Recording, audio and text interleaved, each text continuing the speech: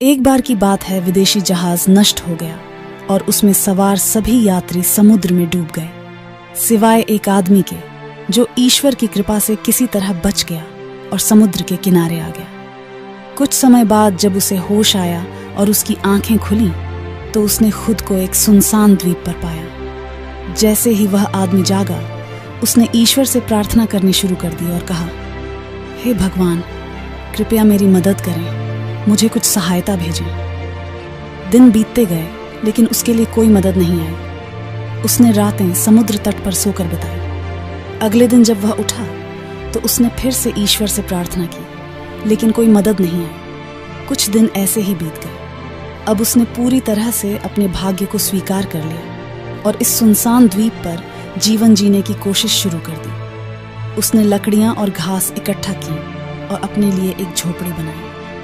उसने टूटे हुए जहाज से चीजें इकट्ठा की और उन्हें झोपड़ी में रखा। वह नारियल और मछली खाकर जीने लगा और झोपड़ी में अपने दिन बिताने लगा। एक दिन उसने खाना पकाने के लिए आग लगाई और कुछ समय के लिए चला गया। जब वह लौटा तो उसने देखा कि उसकी झोपड़ी जल रही थी। अपनी एकमात्र आश्रय के नष्ट होने के कारण वह बहुत दुखी हुआ। क्रोध में उसने आकाश की ओर सिर उठाया और ईश्वर को कोसते हुए कहा, हे भगवान, मैंने आपसे मदद भेजने के लिए कहा था, लेकिन आपने मेरी प्रार्थना नहीं सुनी। मैंने यहाँ रहने के लिए एक झोपड़ी बनाई थी और आपने उसे भी जला दिया। आप बहुत क्रूर हैं।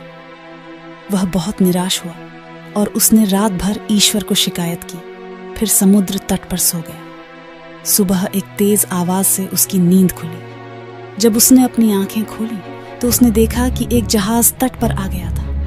वह अपनी आंखों पर विश्वास नहीं कर पा रहा था। वह बहुत खुश था कि आखिरकार उसकी मदद आ गई। वह जहाज पर चढ़ गया और जहाज चल पड़ा। जहाज पर चढ़ने के बाद आदमी ने जहाज के कप्तान से पूछा, आपको कैसे पता चला कि मैं इस सुनसान द्वीप पर फंसा हुआ हूं? कप्तान ने जवाब दिया, हमने द्वीप से आने वाला अग्नि संकेत देखा, जिससे हमें समझ में आया कि यहाँ कोई है, इसलिए हम यहाँ आए। आदमी ने कहा, लेकिन मैंने कोई अग्नि संकेत नहीं भेजा था।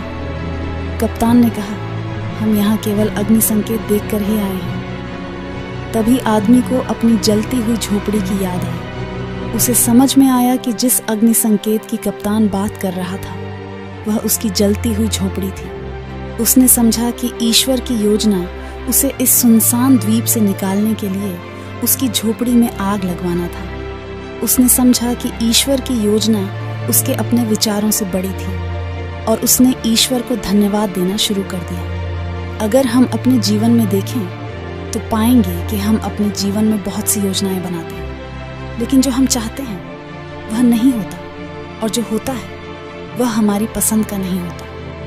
हम हमेशा अपने सीमित मस्तिष्क से अपने जीवन में होने वाली घटनाओं को समझने की कोशिश करते हैं। जब मुसीबत हम पर आती है तो हमारा विश्वास डगमगाने लगता है, धैर्य टूटने लगता है, उम्मीद खत्म होने लगती है और हम ईश्वर से शिकायतें करने लगते हैं। ऐसे समय में हमें धैर्य बनाए रखते हुए ईश्वर में विश्वास रखना चाहिए और मुसीबत से बाहर निकलने की कोशिश करनी चाहिए। दुनिया में 7 अरब से अधिक लोगों में ईश्वर का हर एक व्यक्ति के लिए एक उद्देश्य और योजना होती है। हमें बिना हार माने अपने प्रयास करते रहना चाहिए और ईश्वर में विश्वास बनाए रखना चाहिए।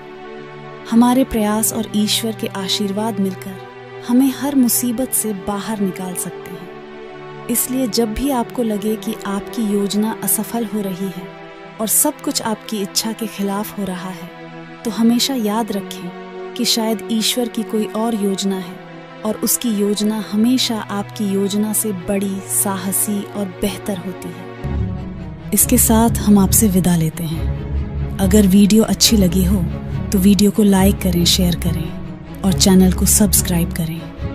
धन्यवाद।